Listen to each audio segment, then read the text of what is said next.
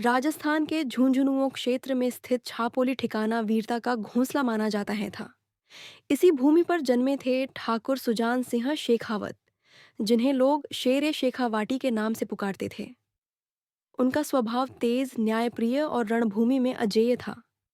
बचपन से ही तलवार उनके हाथ का विस्तार लगती थी और साहस उनकी पहचान। औरंगजेब की सेना लगातार राजपुताने पर दबाव बना रही थी। शेखावाटी के किलों और ठिकानों को झुकाने के लिए उसने एक विशाल करीब 30,000 मुगल सैनिक, जिनमें तोपें, घुड़सवार और बंदूकची शामिल थे। मुगलों का इरादा साफ था, शेखावतों को तोड़ना और छापोली को अधीन करना। लेकिन सामने डटकर खड़े थे सिर्फ 300 राजपूत, जिनका नेतृत्व कर रहे थे ठाकुर सुजान सिंह। सुबह होते ही रणभूमि तैयार थी।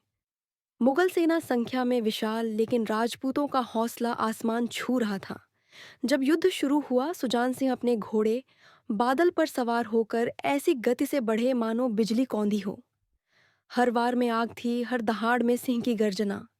वे मुगल पंक्तियों को चीरते हुए आगे बढ़ते रहे। मुगल सेनापति हैरान, एक आदमी इतना भयानक कैसे लड़ सकता है।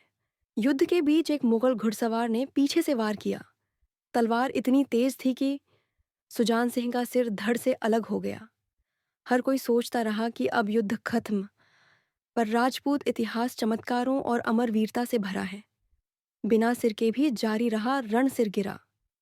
पर सुजान सिंह का धड़ घोड़े पर जस का तस बैठा रहा।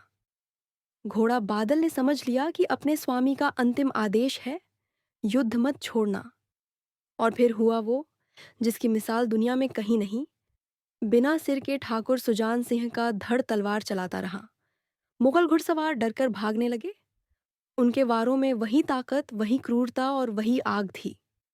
शेखावाटी के 300 राजपूतों ने सुजान सिंह के धड़ के नेतृत्व में 30,000 मुगलों को मैदान छोड़ने पर मजबूर कर दिया।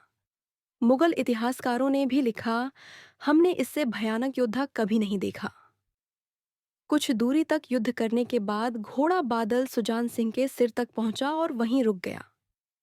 राजपूत वीरों ने आंसू भरी आंखों से अपने नायक को प्रणाम किया।